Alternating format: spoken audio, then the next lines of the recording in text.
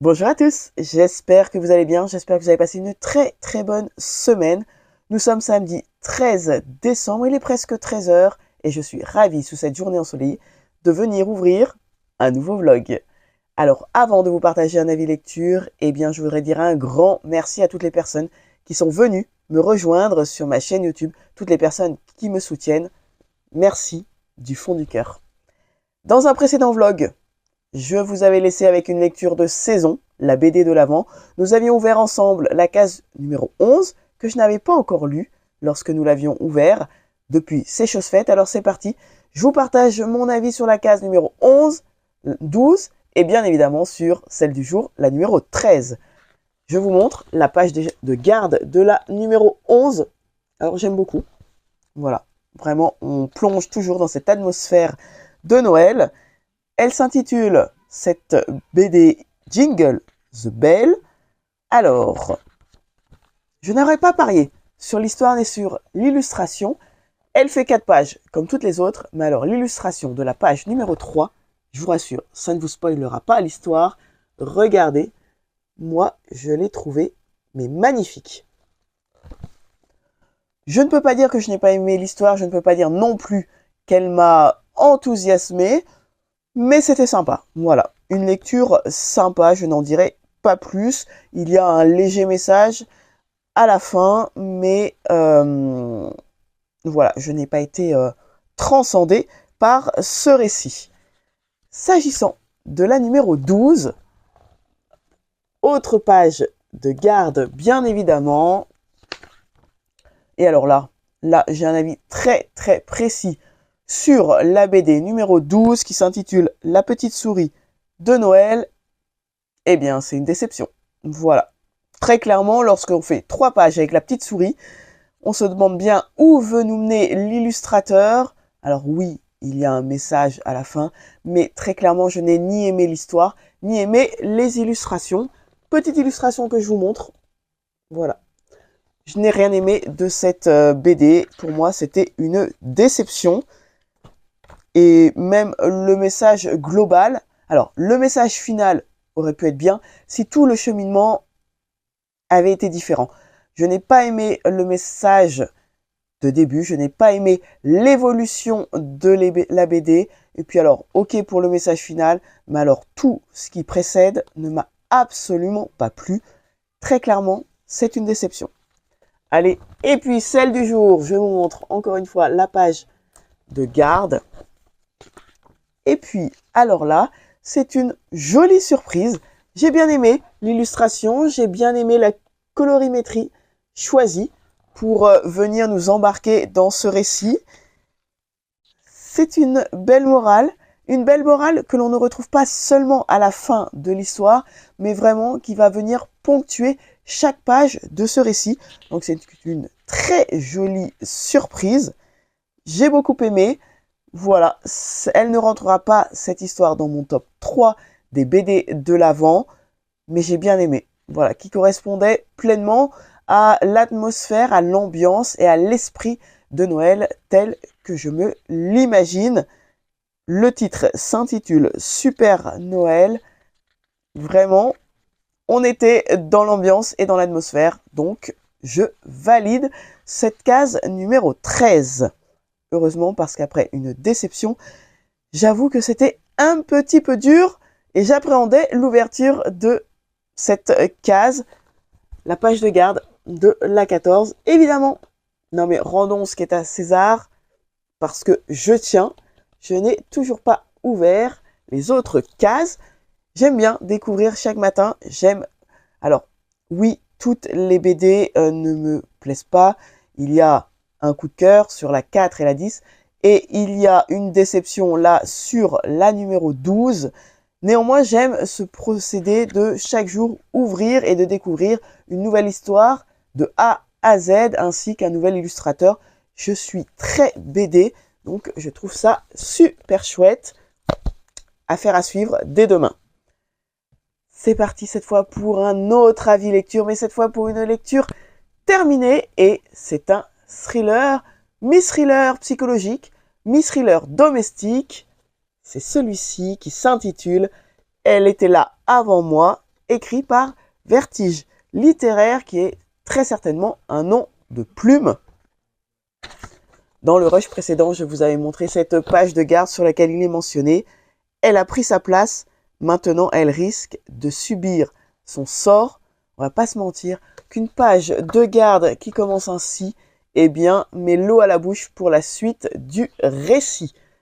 Dans le vlog précédent, je vous avais lu la 4e de couverture, mais je vais vous la relire rapidement si jamais vous n'avez pas vu mon vlog précédent.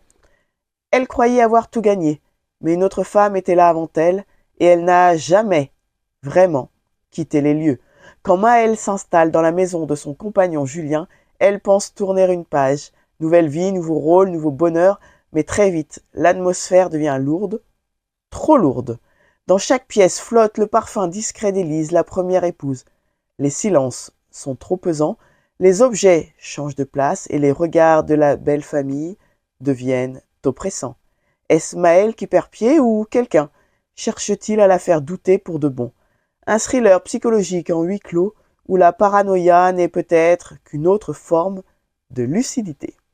Dans ce roman qui est auto-édité, donc que j'avais commandé sur Amazon, il fait 227 pages. Dès les premières lignes, l'ambiance est pesée. L'ambiance nous est clairement transmise par l'auteur.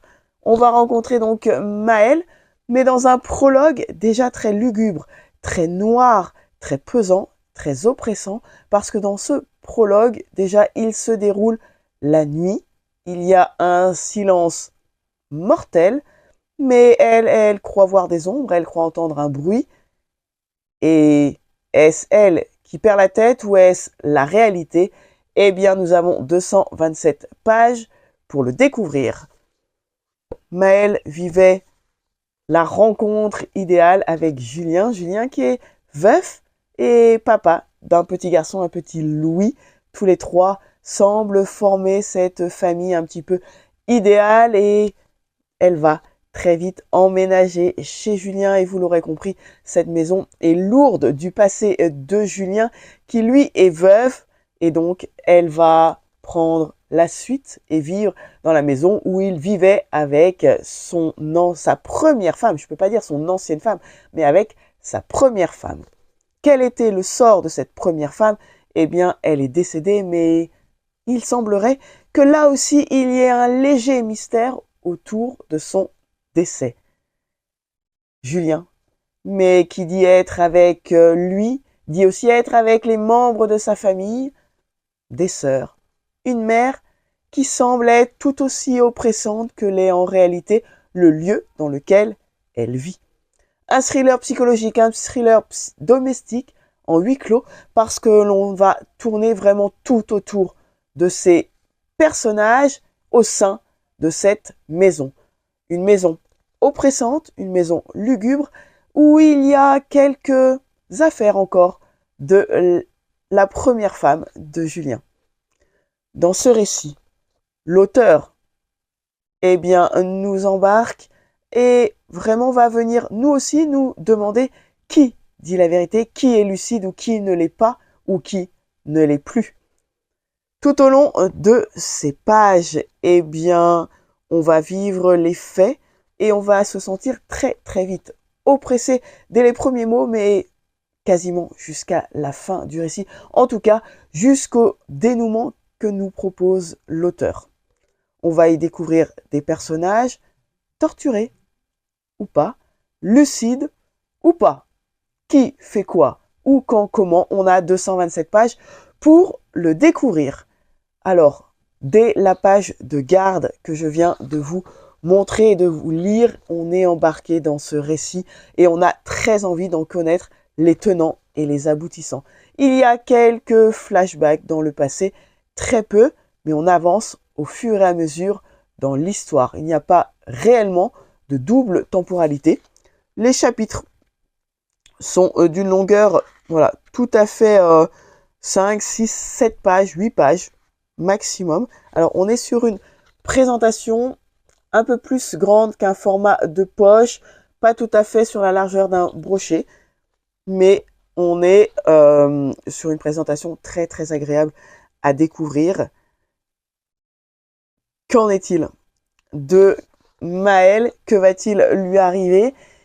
Eh bien, je dois avouer qu'au fur et à mesure de ma lecture, j'ai douté d'elle, j'ai douté de chaque personnage, et pourtant, l'auteur nous tisse les liens entre eux, nous tisse l'intrigue d'une très très belle manière, et on est embarqué. On a envie de savoir, notre curiosité est titillée de A à Z, et on va de surprise en surprise. Alors on n'est pas très honnêtement dans un thriller où il va y avoir un twist renversant, bluffant. On n'est pas dans un thriller où il va y avoir quelque chose qui va venir un petit peu nous la faire à l'envers, si je peux ainsi parler. Non, on est vraiment dans quelque chose qui va se construire, qui va se tisser. L'auteur, un petit peu comme une toile d'araignée, les liens vont se faire et on va avoir quelques surprises, mais on n'est pas sur un thriller qui va vraiment venir nous retourner l'esprit, quand bien même on arrive sur un schéma, on est sur un thriller psychologique, on va pas être un petit peu les fesses par terre, la bouche béante en ne s'attendant pas à un revirement tonitruant. Néanmoins, eh bien, dans ce thriller, il fait totalement le job. On est happé, c'est addictif, des personnages, de la culpabilité, de la vengeance. Il fait le job. Très clairement, j'ai passé un excellent moment de lecture. Ce ne sera pas un coup de cœur, mais c'était une très très bonne lecture, une très belle découverte. J'ai eu envie d'aller jusqu'au bout. Je n'ai pas eu envie de le lâcher une seule seconde. C'est plutôt bien écrit, c'est très bien tenu de A à Z, même quand on a ces petits flashbacks.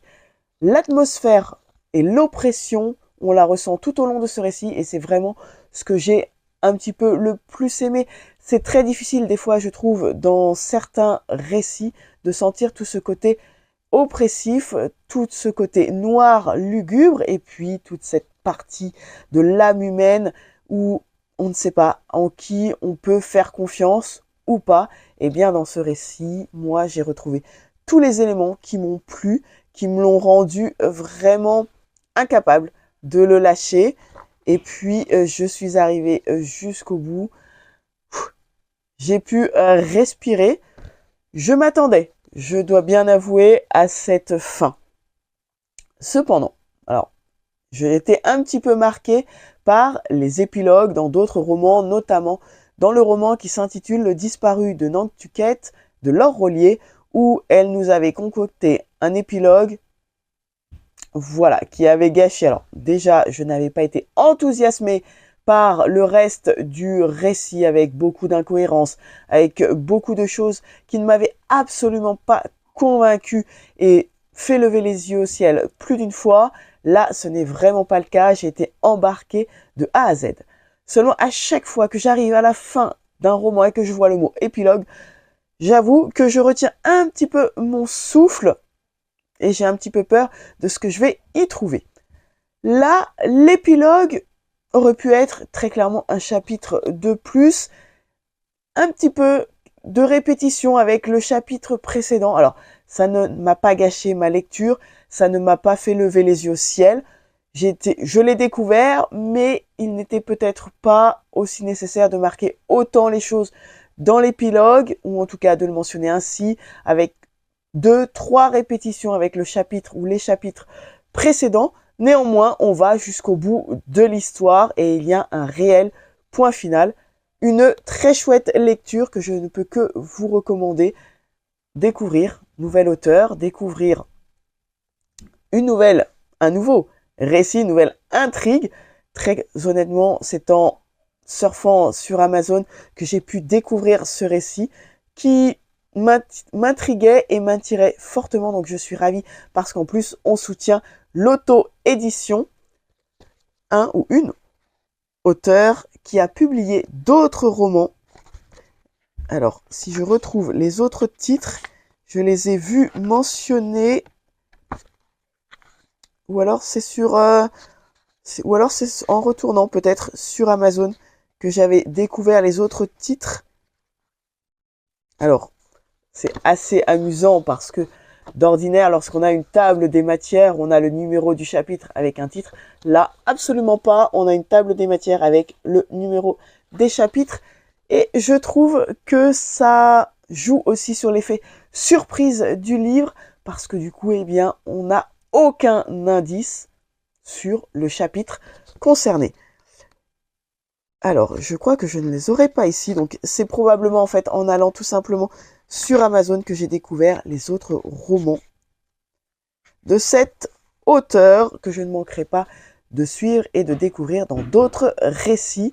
Je vous le recommande si vous avez envie de découvrir un autre roman, un autre thriller psychologique dans une forme de huis clos. C'était une très chouette lecture. Alors, voilà ce que je voulais vous partager sur ma lecture terminée. Je vais maintenant vous partager ma lecture en cours qui s'intitule Le Stradivarius de Goebbels, écrit par Johann Iacono et publié aux éditions J'ai lu.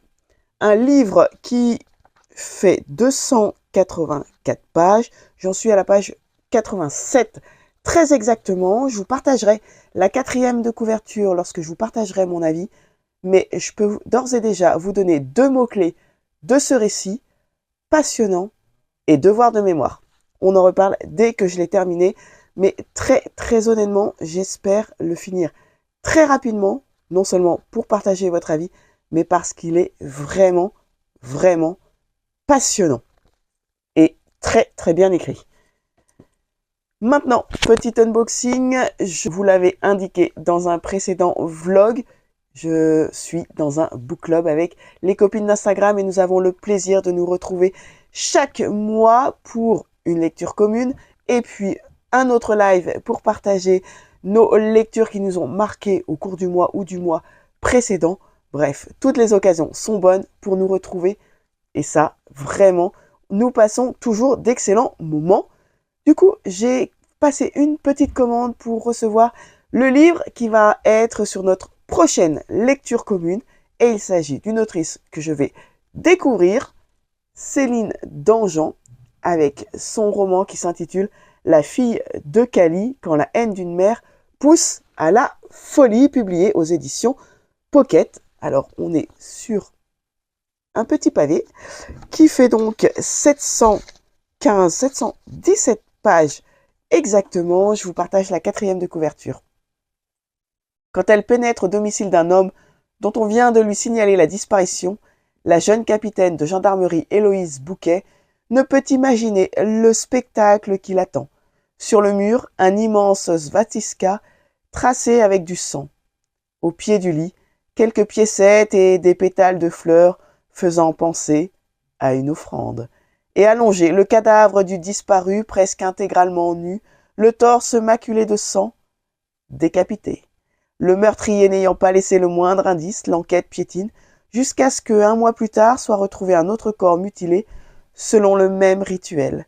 Les premiers éléments de profilage font alors émerger le spectre d'une tueuse en série s'inspirant de la redoutable déesse Kali. Un cauchemar pour la capitaine Héloïse Bouquet et son équipe. Donc voilà, j'ai hâte de le découvrir. Alors, très honnêtement, très addictive. Déjà très haletante, la 4e de couverture, on a envie d'en savoir plus. Je n'ai jamais lu cette autrice, donc ça va être l'occasion de la découvrir et puis l'occasion d'en discuter avec les copines. Donc c'est notre prochaine lecture commune. Et qui dit passer commande, dit que forcément on cède à la tentation. J'ai commandé également le dernier roman de Lisa Gardner, Au premier regard. Il est mentionné sur le bandeau en bas, palpitant. Je vous en dirai plus lorsque je l'aurai découvert. Publié chez le Livre de Poche. Et c'est un roman qui fait 265 pages. Je vous partage rapidement sa 4e de couverture. Macabre découverte dans une petite ville de Géorgie. Les restes d'un corps humain, puis bientôt un charnier révélé au grand jour. Est-ce le testament de Jacob Ness, le tueur en série qui a défrayé la chronique pendant des années avant d'être abattu, ou l'œuvre d'un complice, aux côtés de la courageuse Flora Dane, survivante de Jacob Ness, devenue justicière, l'agent du FBI Kimberly Quincy et le commandant D.D. Warren vont unir leurs forces dans une affaire sans précédent dont une jeune fille, témoin impuissante de l'horreur, détient la vérité. Mais comment la protéger? Les trois héroïnes de Lisa Gardner sont à nouveau réunies dans un thriller à couper le souffle. Alors, oui, il semblerait que dans la 4e de couverture, cela laisse entendre que c'est peut-être un tome d'une saga ou est-ce une nouvelle série? Je n'ai pas encore vérifié. Très honnêtement, la 4e de couverture m'intéressait énormément, tout simplement parce qu'il s'agit d'un tueur en série et puis qu'il y a une victime à protéger. Alors, je vérifierai évidemment avant de me lancer dans sa lecture s'il s'agit d'un énième tome d'une saga. J'en ai d'autres de Lisa Gardner dans ma palle. Donc j'ai hâte de découvrir sa plume, hâte de découvrir ses récits. Coucou, nous sommes toujours le 13, mais il est presque 20h et je suis sur l'ordinateur en train de mettre déjà les rushs du jour. Alors, petite parenthèse montage concernant le roman de Lisa Gardner. Donc, au premier regard, je suis désolée, je vous ai mentionné dans le vlog qu'il faisait 265 pages, mais c'est un petit pavé qui en réalité fait 565 pages. Et puis, j'ai vérifié sur Livre Addict, c'est le 12e tome de la saga avec Dede Warren. Donc, une saga très très longue. Je vais voir si j'ai le précédent ou peut-être encore celui d'avant. Parce que très honnêtement, ça m'étonnerait que je me lance dans cette saga. Par contre, nul doute que je lirai celui-ci au moins soit avec un ou deux précédents, soit directement en one-shot. Parce qu'il m'intrigue et m'attire vraiment beaucoup. Allez, je vous laisse poursuivre le vlog. Ciao. Évidemment, je lirai celui-ci plus tard. Il restera dans ma palle un petit peu plus longtemps que prévu. Mais entre celui-ci qui parle d'un tueur en série et de cette victime à protéger et celui-ci qui vient venir parler d'une profileuse et pareil, tueur en série, je crois très clairement qu'on est dans un thème. On tient quelque chose entre ces deux récits. En tout cas, deux autrices que je vais découvrir, deux récits. Et puis alors, on est sur sensiblement de beaux pavés. Voilà, ça fera partie de mes prochaines lectures. Celle-là, je vous partagerai mon avis un petit peu plus tard. Et celui-ci, eh bien, très prochainement, puisqu'il s'agit de cette lecture commune. J'ai hâte de partager avec les filles et de partager nos avis, qui sont toujours des avis tous hyper enrichissants. C'est vraiment un trop chouette moment. Voilà ce que je voulais vous partager pour aujourd'hui. Et puis, je vous reprendrai un petit peu plus tard. Allez, ciao!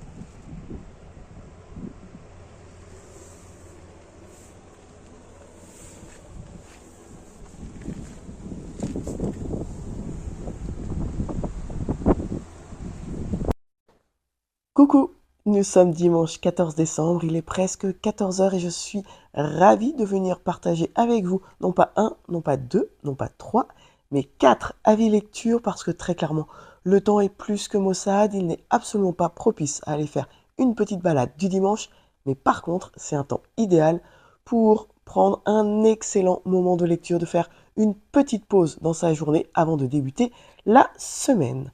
Premier avis lecture qui va être rapide, va concerner la BD du jour, donc dans la BD de l'Avent, qui va nous faire voyager à La Réunion pour un Noël ensoleillé avec esprit de famille et tradition locale, une BD que j'ai bien aimée, solaire, très clairement, et puis des illustrations que j'ai bien appréciées aussi. Je vous en donne un avant-goût juste ici. Voilà, pour un très bon moment de lecture et une chouette histoire. On verra pour la suite demain. Autre lecture que je veux vous partager et que j'ai terminée, je vous avais lancé un petit aperçu dans le rush précédent puisqu'il s'agissait de ma lecture en cours, mais là je l'ai terminée. Cette lecture s'intitule Le Stradivarius de Goebbels, écrit par Johan Iacono et publié aux éditions J'ai lu, un livre qui fait 285 pages. 285 pages. Très exactement, j'ai parlé d'un livre et non pas d'un roman, parce que vous allez comprendre tout de suite pourquoi. Je vous lis la 4e de couverture. En 1943, au nom du rapprochement entre l'Allemagne nazie et l'Empire du Japon, Joseph Goebbels offre un Stradivarius à Negico Suwa, une jeune virtuose japonaise venue étudier à Berlin. Un geste politique en forme de cadeau empoisonné. Le violon a d'abord appartenu à un musicien juif assassiné et, hanté par son âme, il refuse de sonner. Sommé de jouer à travers l'Europe au nom de la propagande nazie, Negico répète nuit et jour pour s'approprier le Stradivarius. En vain. Après-guerre, Félix Sitterlin est chargé par les autorités de la France libre de retrouver l'instrument confisqué. Mais son enquête se heurte bientôt à un autre mystère, celui de la personnalité de Negico, qui, des années après, continue de se dérober à la vérité. Le roman vrai et fascinant des instruments spoliés pendant la Seconde Guerre mondiale. Dans ce récit extrêmement bien écrit, mais surtout extrêmement documenté par l'auteur, qui donne voix au narrateur, qui est donc Félix Sitterlin, qui est chargé de retrouver ce Stradivarius qui est au cœur de l'intrigue, au cœur de tout ce roman. Mais pas que. Pas que parce qu'en fait, nous allons découvrir une jeune fille qui s'appelle Negico Suwa, qui depuis l'âge de 3 ans, sous l'influence de ses parents, va apprendre le violon. Elle va jouer pendant des heures et des heures, des fois 8, 10 heures par jour. Et puis, jusqu'au jour où elle va être décidée qu'elle parte à Berlin pour apprendre un peu plus la musique, pour en apprendre toujours plus et pour exceller dans son art. Elle est brillante, elle est reconnue ainsi, et ce départ à Berlin va entraîner moult événements ensuite dans sa vie. Une vie totalement imprévue, une vie mystérieuse, et comme le dit la 4e de couverture, à chaque fois, elle va se dérober à la vérité. Une vérité qu'elle ne connaît bien évidemment pas au début de son histoire et qu'elle découvrira au fur et à mesure. Mais alors, de quelle manière, ça, je vous laisserai le découvrir dans ce récit. Tout d'abord, parlons de la plume de l'auteur. Incroyable, nous sommes dans un récit historique. Et pour autant que l'on aime ou pas l'histoire, l'auteur nous happe dès le début. Il nous présente cette jeune femme. Je dis cette jeune femme parce qu'elle est partie vers 14 ou 16 ans. Et pour autant, dès le début, l'auteur sait nous happer dans cette histoire. Une histoire, je le rappelle, qui est vraie. C'est pour ça que je ne parle pas de roman, mais de livre. On est dans un récit. Une histoire marquée par la grande histoire, avec un grand H, un des moments les plus tragiques de notre humanité. Dans ce récit, on va découvrir cette jeune fille en voie de devenir une jeune femme qui, avec toute sa naïveté, et qui vit de son art et qui veut vivre de son art, qui est une artiste, qui veut jouer de la musique, eh bien, on va découvrir sa naïveté, et puis au fur et à mesure que le récit avance, nous allons la découvrir jeune femme, et puis sa naïveté va peu à peu s'envoler. On va voyager du Japon à Berlin, en passant par l'Europe, puis aux États-Unis. Nous allons découvrir comment ce Stradivarius lui a été offert, mais aussi l'importance et le lien entre cet instrument et son propriétaire. Il l'est dit dans la 4e de couverture, donc je vous spoil en rien, elle n'arrive pas à jouer avec, les notes ne sortent pas, le son n'est pas comme elle le souhaiterait, tout simplement, parce que le Stradivarius est intimement lié avec son propriétaire. Un propriétaire au destin tragique, puisqu'il lui-même a été tué, exécuté, et ce Stradivarius entre les mains des Juifs lui a été offert un jour à Negico. Alors dans ce récit, très poignant, mais très beau, à la fois dans chaque page, j'avais l'impression d'entendre jouer un violon tout en même temps que je découvrais ce récit. J'avais l'impression que dans ce récit, la musique est vraiment, vraiment ancrée dans chaque mot. Il y est question de cette jeune femme, de cette spoliation des biens, mais il y est question énormément de l'implication des artistes auprès du régime nazi. À travers leur musique, à travers certains actes de résistance pour certains qui ont tenté, quand bien même proches du régime, de s'y opposer, d'autres par la résistance, et puis d'autres ont fait le choix de la politique de l'autruche et de se cacher. Alors, on apprend énormément de choses dans ce roman, encore une fois, de manière très, très fluide, de manière très pédagogique. On découvre la vie de cette jeune femme, mais encore une fois, pas que. On découvre la vie d'autres artistes, comment la musique était perçue à cette époque. Découpé en 4 chapitres. Le premier, fantaisie. Le deuxième, c'était pas poursuite. C'est le troisième qui est poursuite. Le deuxième, c'est la fuite. Le troisième, poursuite. Et le quatrième, fantomime, me semble-t-il. Oui, c'est ça, fantomime. Alors, je ne vais pas vous dire une bêtise. Voilà, pantomime. On va partir de 1942 pour finir en 1946 dans ce récit. Donc, on va vraiment faire toutes les années de cette Seconde Guerre mondiale. À la fois, on va découvrir des artistes, à la fois l'impact de la musique dans la guerre, l'impact de la musique dans le régime nazi, toute cette spoliation des biens. Alors là, on est principalement sur la spoliation des biens juifs, mais des biens musicaux, de tous les instruments de musique. Et puis, on va aller jusqu'au procès de Nuremberg, notamment, mais pas que. Et puis ensuite, je l'ai dit, on va découvrir cette jeune fille, de sa naïveté jusqu'à ce qu'elle découvre l'existence de ce qui se passe au cours de cette Seconde Guerre mondiale. Mais on va découvrir ensuite un pan de l'histoire que je ne connaissais pas, lorsque la délégation japonaise qui était à Berlin, qui a fait une halte à Paris et pour retourner ensuite à Berlin, s'est retrouvée aux États-Unis. Alors, que s'y est-il passé? Pourquoi ont-ils été accueillis aux États-Unis avant de retourner au Japon de l'après-guerre?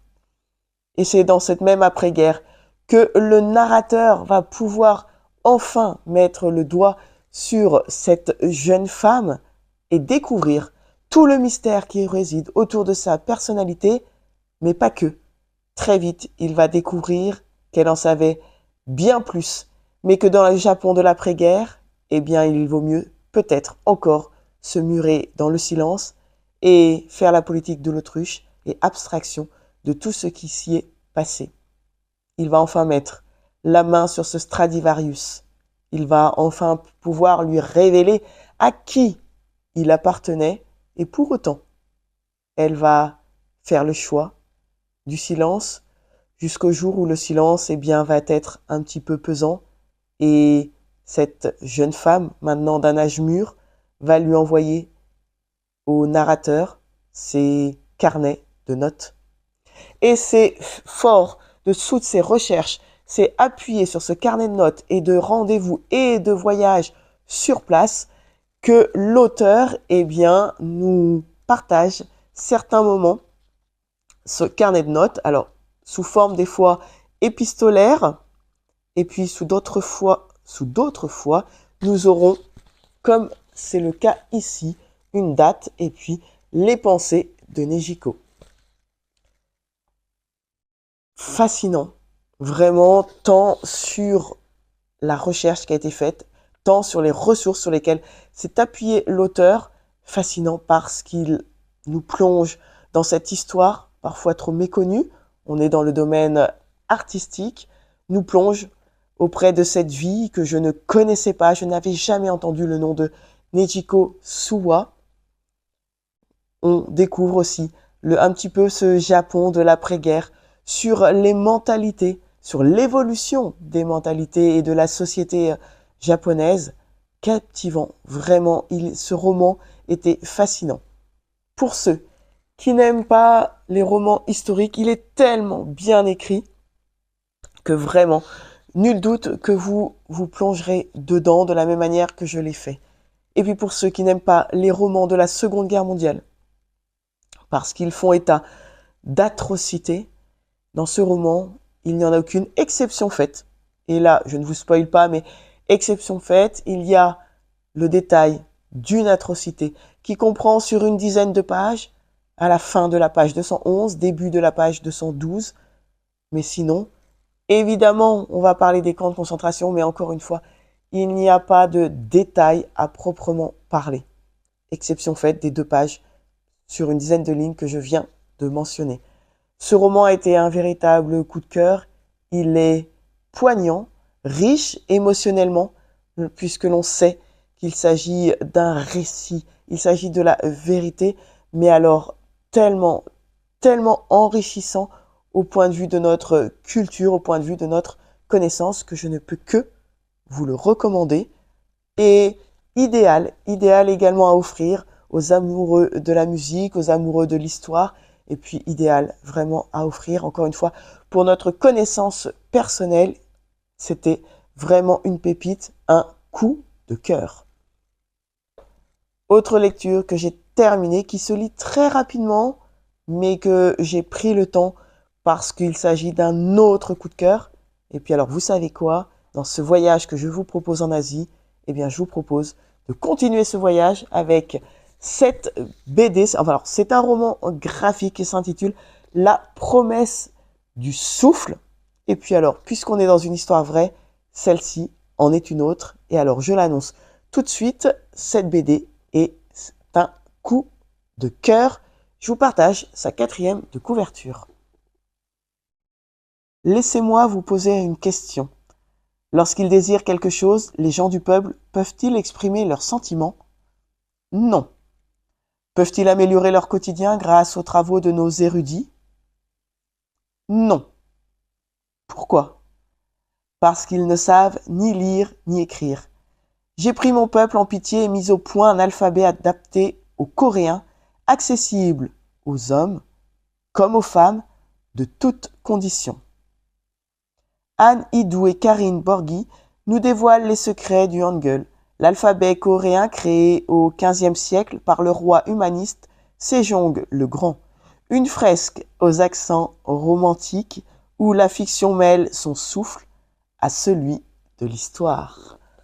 Nous voilà dans l'histoire de l'alphabet coréen. Donc nous sommes au XVe siècle, nous allons remonter à travers ce roman graphique un petit peu le temps, mais on nous reste en Asie. Alors déjà, j'aime beaucoup la couverture. J'ai découvert ce roman graphique sur le compte d'Anne-Sophie Chauvet, du compte AS Chauvet sur Instagram, qui est toujours d'excellentes recommandations, publié chez Rue de Sèvres. Dans ce récit, nous allons donc découvrir le royaume de Joseon.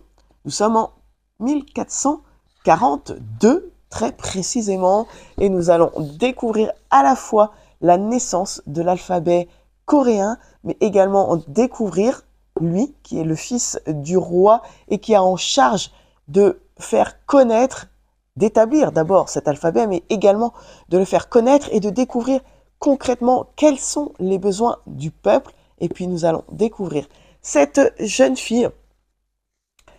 Deux histoires parallèles qui, vous le comprendrez, vont bien évidemment s'entremêler entre ce fils de roi qui doit découvrir les besoins du peuple, les attentes très précises, parce que le roi de l'époque, comme il est dit dans la 4e de couverture, est un roi très humaniste et très, très, très soucieux de son peuple et d'améliorer les conditions de vie de ce dernier.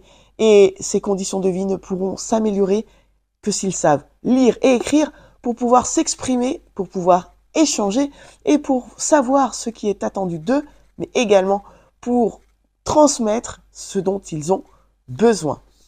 Une histoire vraiment mais passionnante, et ce récit a été un coup de cœur.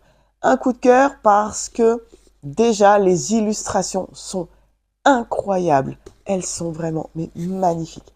Je vous montre cette plage. Alors cette plage, on la retrouve bien évidemment dans l'histoire un petit peu plus tard. Regardez-moi, déjà, les illustrations sont juste incroyables. Je pense que je vais vous faire un rush juste après avec les illustrations. Toute la BD est en noir et blanc. Elle est incroyable, elle est expressive. On entend de la musique tout au long de cette BD, tellement poétique, tellement aérienne, et pour autant concerne des sujets forts, l'évolution de la société, cette création de l'alphabet, mais pas seulement, également la place des femmes au sein de cette société. Je vais vous montrer une ou deux illustrations sans vous dévoiler. Est-ce que je vous montre celle-ci? Hop, regardez. C'est incroyablement beau du début à la fin. C'est vrai, c'est authentique, c'est sincère, c'est poignant. Et puis, ça nous embarque dans une histoire qui va être concoctée d'une touche plus historique et plus narrative à la fin. Je vais vous montrer pourquoi. Mais avant, je vais vous montrer une autre illustration. Magnifique. Je trouve magnifique. On voyage vraiment à travers ce roman graphique. Des personnages incroyables, très bien définis. Une société qui nous est très bien représentée également. Et puis, voilà, des petites touches qui ne manqueront pas de nous faire sourire. Et puis, comme il l'est dit en 4e de couverture, une fresque aux accents romantiques. Je n'en dirai pas plus. Je vous laisserai vous embarquer au cœur de ce récit également à ce sujet-là. Je vous ne dis pas ni où, ni quand, ni pourquoi, ni comment. Mais alors, toute l'humanité qu'avait ce roi de l'époque, eh bien, les autrices ont très bien su nous le faire ressentir dans ce roman, casser les codes, casser aussi toute cette hiérarchie dans la population, et puis cette importance de la lecture, cette importance de l'écriture, cette importance de l'échange, que oui, il y a des lois qui peuvent être établies, mais l'importance pour pouvoir les comprendre, eh bien, il faut savoir lire, il faut savoir écrire, et il faut surtout pouvoir échanger.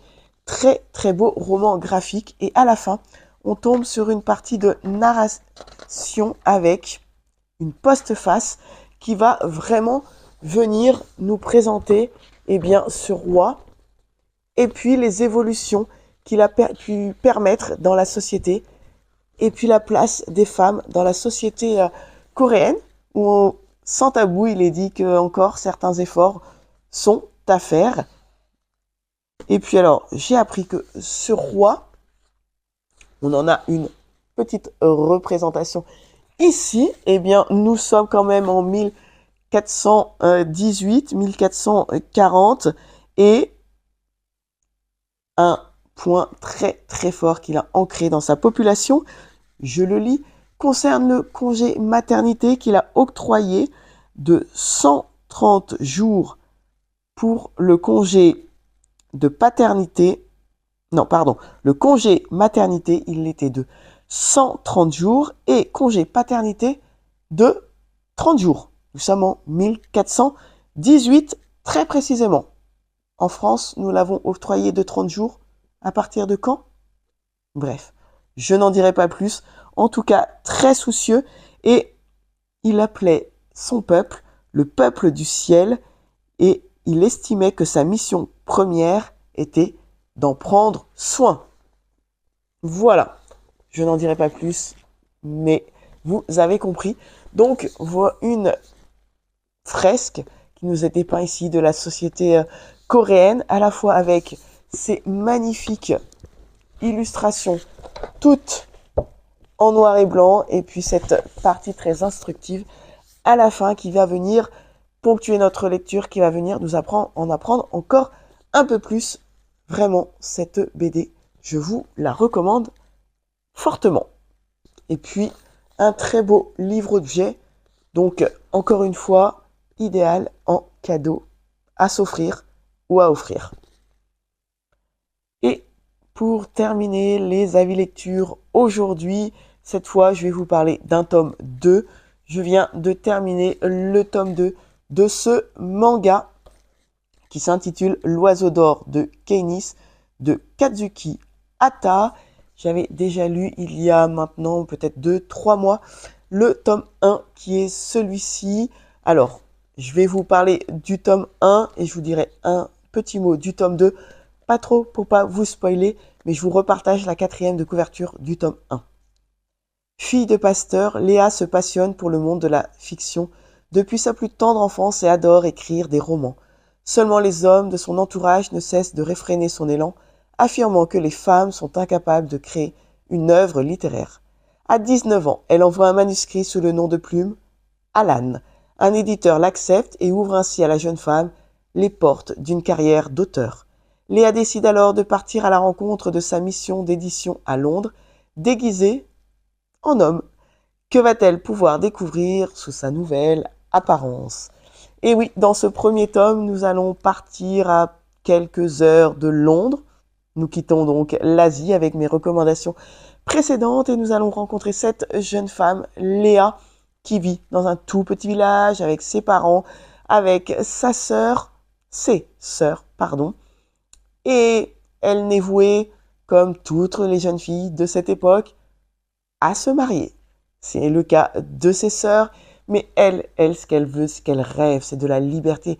Elle rêve de publier son roman, elle aime la littérature, elle sait lire, elle sait écrire, et elle n'a qu'une seule envie, c'est que son roman soit édité au même titre que les romans qu'elle peut lire.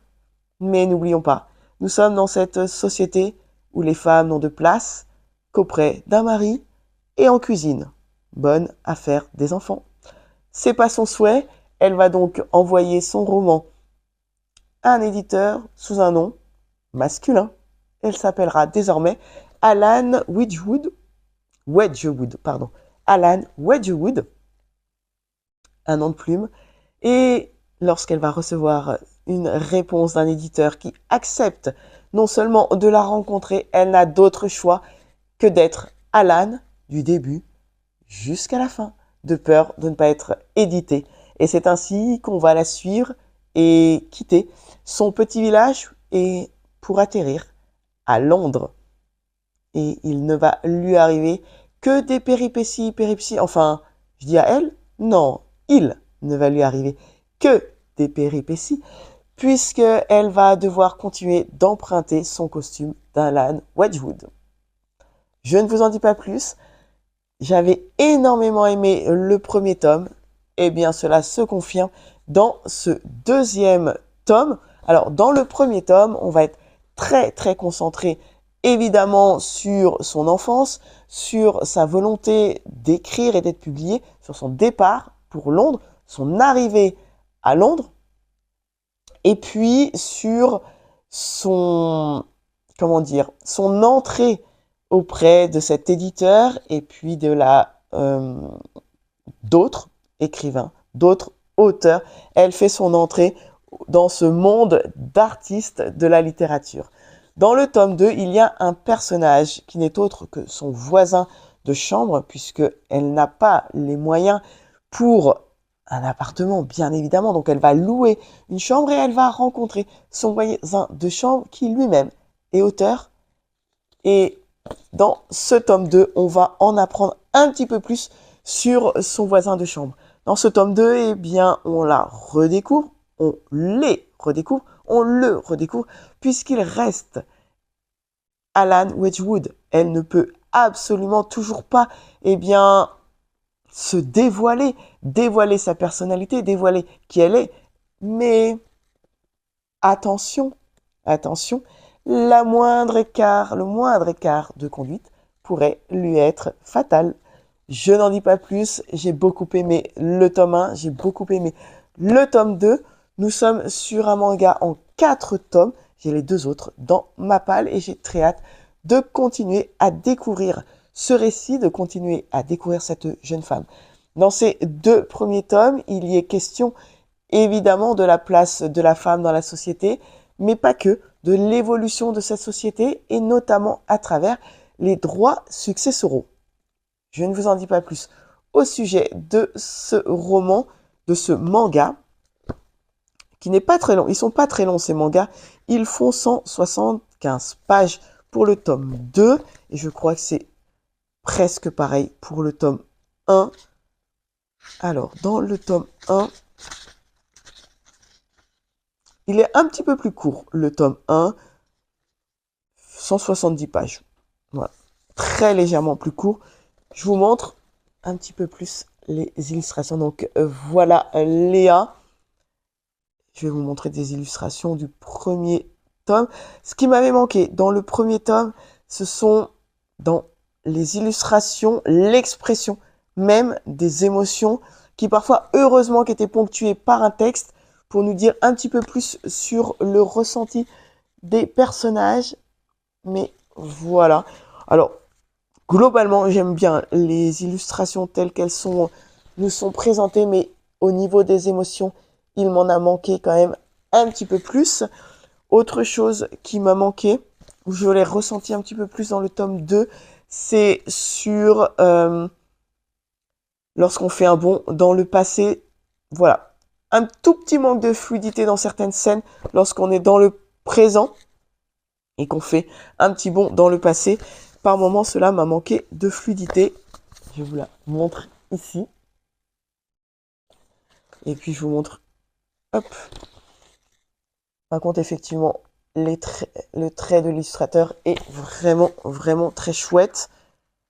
Et c'est dommage qu'il m'a manqué cette fluidité parce qu'en fait, au bout d'un moment, j'étais dans ma lecture et je découvrais donc le récit et je tourne la tête et je me dis, mais là, on est où?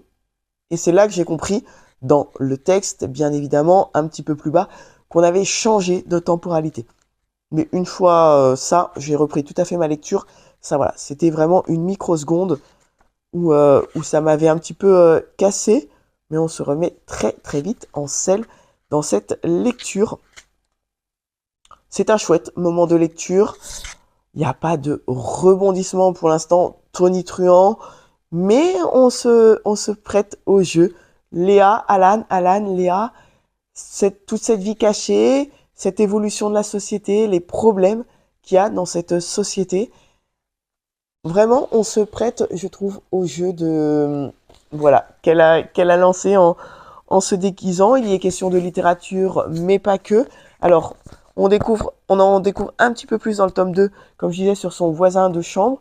Pour autant, il y est toujours question de littérature.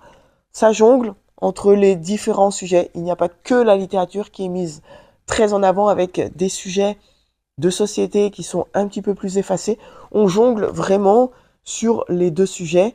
On jongle surtout au cœur de la société londonienne. Donc voilà, 2 tomes. Alors, j'aime beaucoup, ils rentrent très très bien dans la bibliothèque, je trouve, avec ces différentes couleurs. Il me reste 2 tomes à découvrir. J'ai hâte d'en savoir plus. Et puis de voir déjà par curiosité, de voir comment elle va faire pour s'en sortir. Parce que Est-ce qu'elle va devoir se cacher comme ça tout le temps? Est-ce qu'elle va enfin pouvoir révéler concrètement qui elle est? J'ai hâte d'en savoir plus. Mais il y a beaucoup de mystères. En fait, il y avait déjà beaucoup de mystères à la fin du tome 1 et il en réside encore beaucoup dans le tome 2. Donc, affaire à suivre, ce que je partagerai bien évidemment avec vous. Je crois que je vais vous retrouver un peu plus tard. Je ne sais pas encore ce que je vais lire prochainement. Ce sera un thriller, très clairement, parce que étant membre du jury pour le prix du roman auto-édité 2025-2026, j'ai donc reçu les 3 prochaines lectures en e-book, les 3 services de presse, et je n'ai pas fait mon choix sur la lecture prochaine. Ce sera un des 3, j'hésite. Vous savez quoi? Je vous reprends un peu plus tard, et puis je vous partage ces 3 lectures. Comme ça, peut-être, qu'en vous les partageant, j'arriverai à me décider un peu plus précisément. Allez, je vous reprends un tout petit peu plus tard.3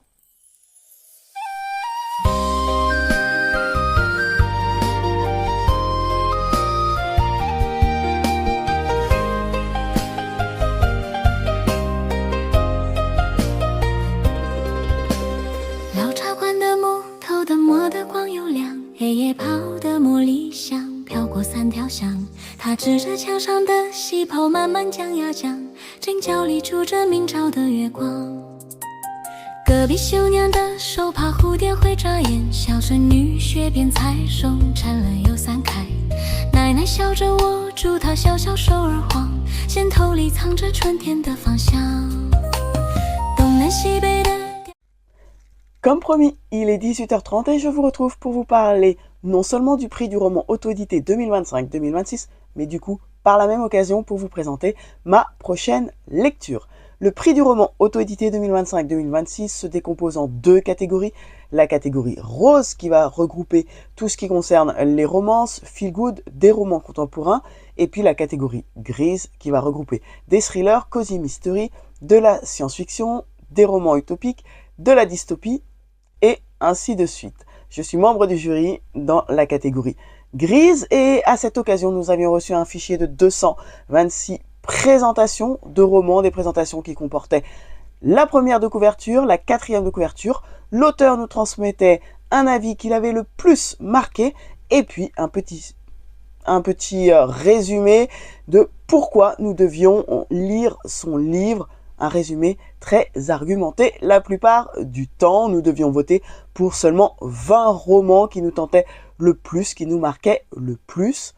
Et ensuite, eh bien, ces 20 romans nous étaient envoyés en service de presse les uns après les autres, tout simplement cette fois pour les lire.